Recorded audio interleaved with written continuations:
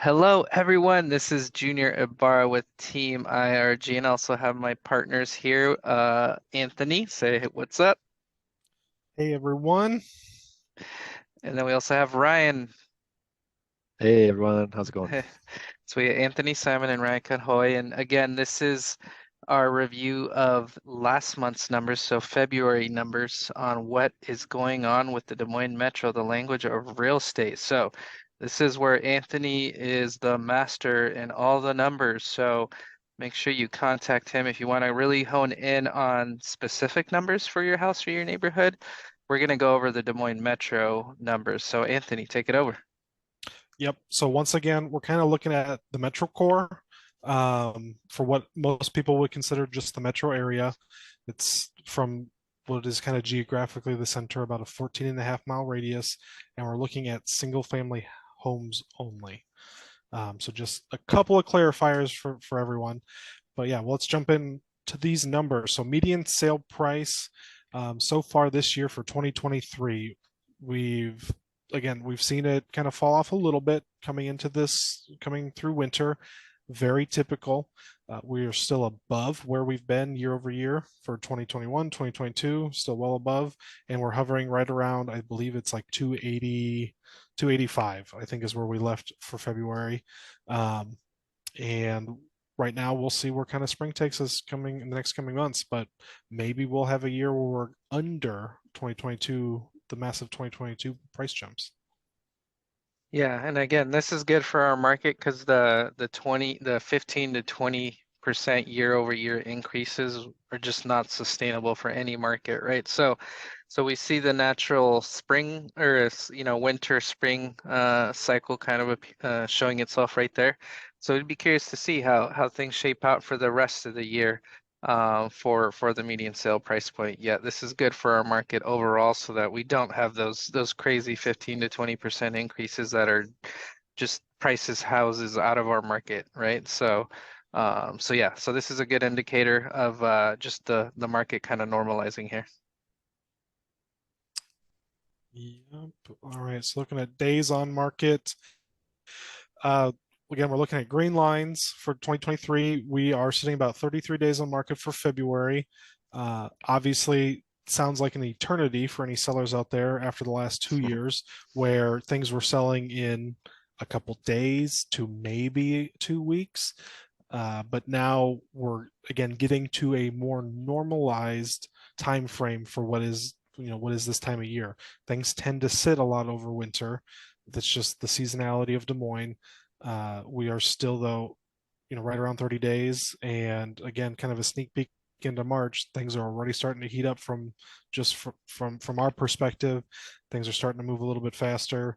So I expect next month that this will be trending downward again. So really like pre-pandemic level, like in 2019, it's kind of following that kind of trend line. It's even more than that, or stuff is selling quicker than that, but obviously the craziness of 2021 and 2022 is not there anymore. Yep. Yeah, And yeah. oh, go ahead, Junior. Yeah, so I mean, like, look at the yellow and light blue. Like, it almost got down to zero. That's just crazy, right? So that's 2021 I and don't think no one 2022. was having fun at those times. I don't think buyers or sellers were having that much fun. So Yeah, everything, if you were a buyer, you had to drop everything. If you were a buyer's agent, you were dropping everything as soon as a house hit the market to go see it. And you were having to write up way over asking, right? Like with no protection whatsoever on inspections or whatnot, or maybe being able to still do an inspection, but yet, knowing that you're going to buy it as is. And so a lot of scenarios. And what's good about the market that we're in now is you're able to negotiate. You're able to negotiate price. You're able to negotiate inspection items. It's going back to normal, and although it's still a seller's market because we're still selling way below, the a seller's market is if it sells in under 90 days. Well, we're still on way under 90 days. And even though it like for some of our consumer base, they're like, oh man, it didn't sell in a week. Well, that's normal, So again, this is good, and I have a feeling based on what we just experienced over the last 2 weeks, that ticker for March is going to drop below 30. Based on what everything we just listed over the last couple of weeks. So stay tuned for those numbers. Yeah, and again, Des Moines, as you can see, everything is seasonal for Des Moines. Things start to take a little bit longer to sell, basically post Thanksgiving, and then things start to pick up in kind of March and April. And this year, I think we definitely saw the pickup in early March. So we'll see in a couple of weeks when we do our March update and kind of what those numbers actually are. Looking at number of houses sold, so you'll see year-to-date totals on the left. So that's through February year-to-date. Obviously, again, looking at the green line, we are significantly under where we were the last 2 years, and still about 20% under, if not a little bit more than what we've seen even pre-COVID. There's less transactions happening, there's less deals happening, but there are still we're trending upward at kind of the rate that we would see this time of year. And again, once we get March numbers, that'll be kind of the real big indicator on what the spring market is going to be looking like. Yeah, I mean, compared to last year, so if we take 779 divided by 1165, we're at 67% of the unit count. Yet, if we look at 2019, kind of the pre-COVID numbers, which was a little bit more normal for our market, it's 779 divided by 910 is about 85.6%. So not too far off from the total unit count there. So again, there's less inventory on the market overall, which obviously affects the number of houses sold. And that could be an indicator of some people, a lot of us, including the three in this room, capitalized on some really low interest rates over the last few years, right? And so you may have that question, should I sell and lose out on that lower interest rate and buy a little bit higher interest rate? Well, one thing I'll tell you right now is like these interest rates are here to stay, right? Like we're probably never, according to some of our mentors and advisors, we're never going to see 3% interest rates, or even maybe 4% is 2.5. what, yeah, two and a Yeah. half, 3. Those lucky people that got 2.5%, man. Yeah, It's the crazy. average U.S. interest rate, I think is, and I have a chart on that maybe next time we'll hit on for the quarterly retreat or the quarterly review of numbers. But the average rate over the last 40 years in the United States looks like is about 7.81%. So we're still way below that. And even the last looks like here the interest rate over the last from 1990 to 2020, so the last 3 decades, is 5.97. So we're kind of in that range again. So if we look at a 40 or a 50-year span, it's 7.81 is the average interest rate, which we're below that. And again, according to the experts, we'll probably never see 2-3%, even 4 is what they're saying. We'll probably maybe see mid fives as things maybe slow down into Q3, Q4. We'll see what the market brings. One of the things that they are like, again, this is us being investors too. If life has changed and you're looking to upsize or downsize and you have a low interest rate home, you might look at just keeping it and renting it Yeah. out and cash flowing that thing. We love rentals, right? As from a cash flow perspective, you might be able to capitalize on that and just know that we're in the new interest rate market that's going to be here for a long time, and then make your move, whether it's an upsize or downsize or a lateral move, and keep that and increase your net worth by owning more than one house. Is a discussion that many of us on the team are having with a lot of clients that are capitalizing on that opportunity. Yeah, I guess one comment from a non-investor myself, but the only one here. But yeah, it's rental rates are going to be affected by interest rates, right?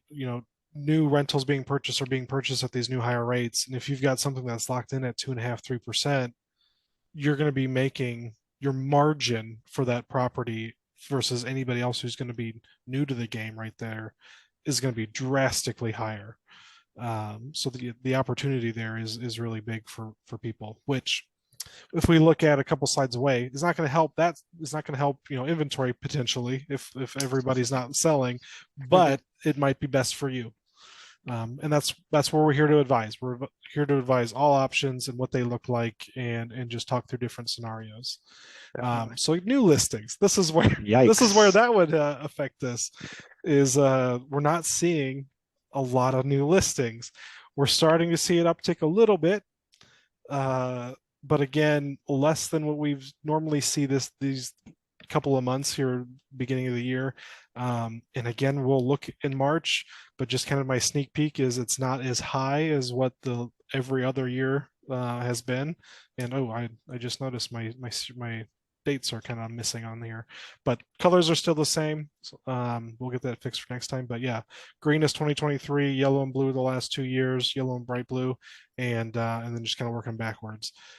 We're way off on listings, and that's what's hurting us right now. Yeah.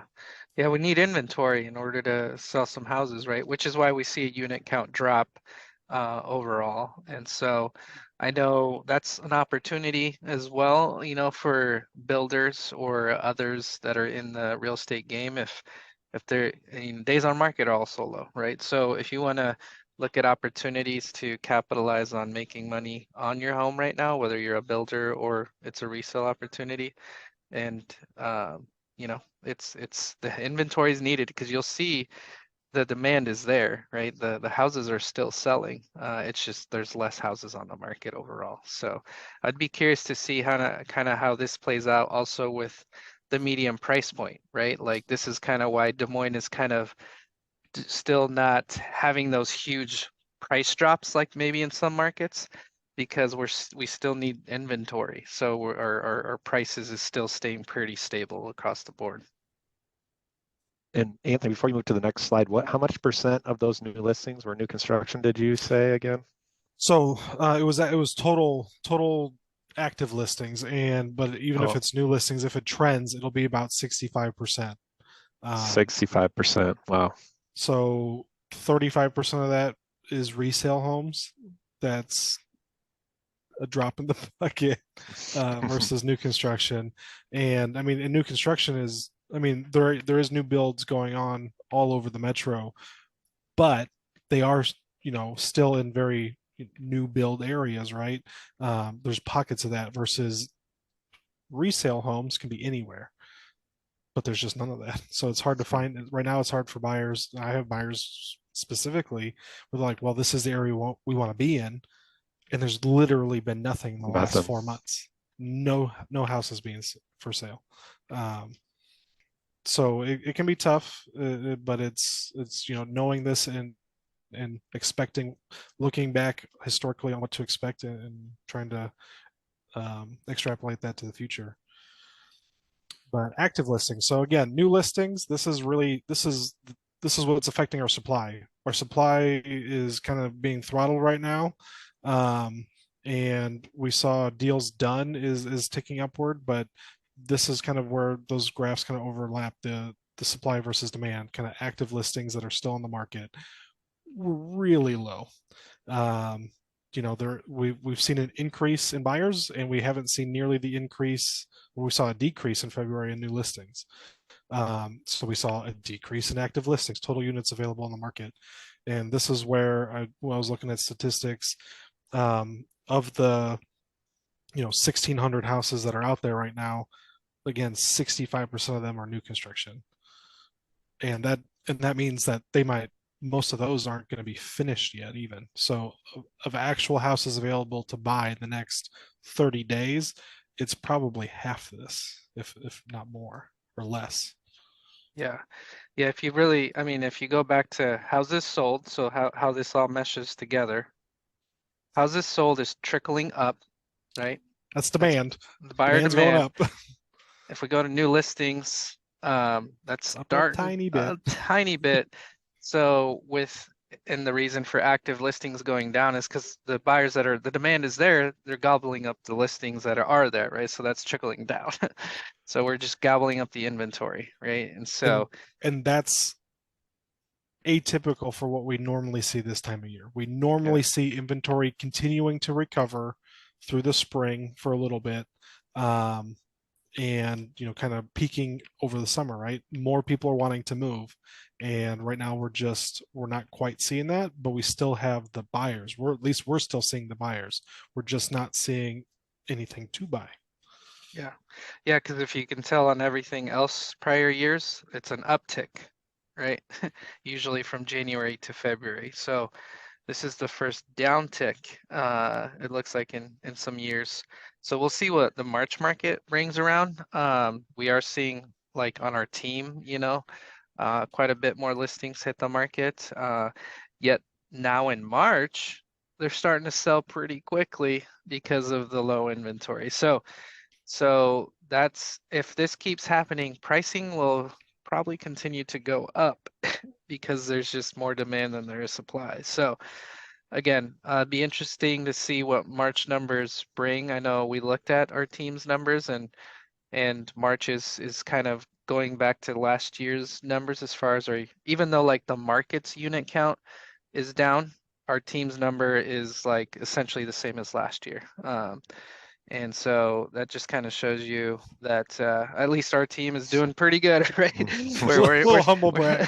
A little humble brag, I guess, on that side of things, in the sense of like deals are still being done for those that are doing this full time.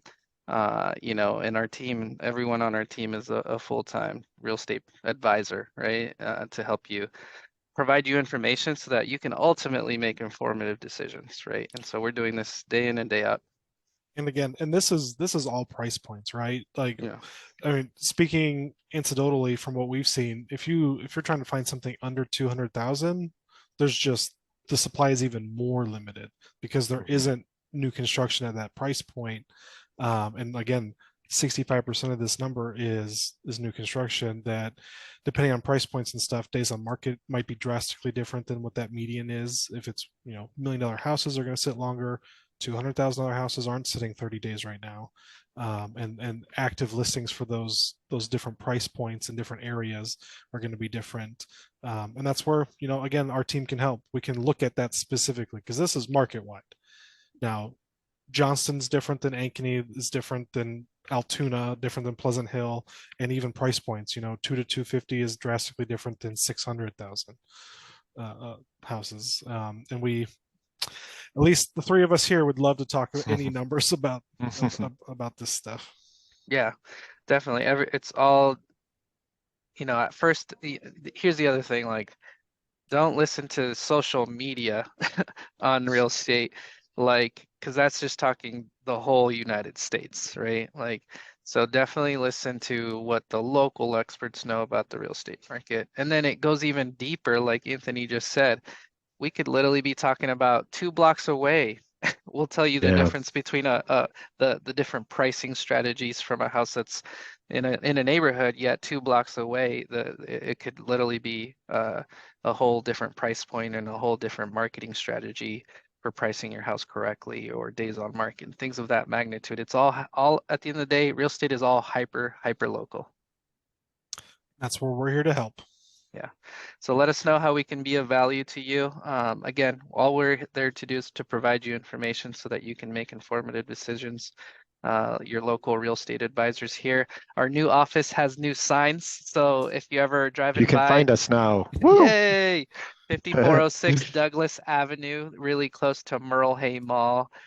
So you'll see this big sign right there that you're seeing on the screen. Pop in and say hi if you see people at the office. There's usually always people here during business hours. And if you want to play a little ping pong, you could probably catch someone, play a little ping pong there and see how you fare off on some ping pong. But ultimately, give us a call. There's our phone number. We're here to add value in any which way we can. And we'll see you on the next video.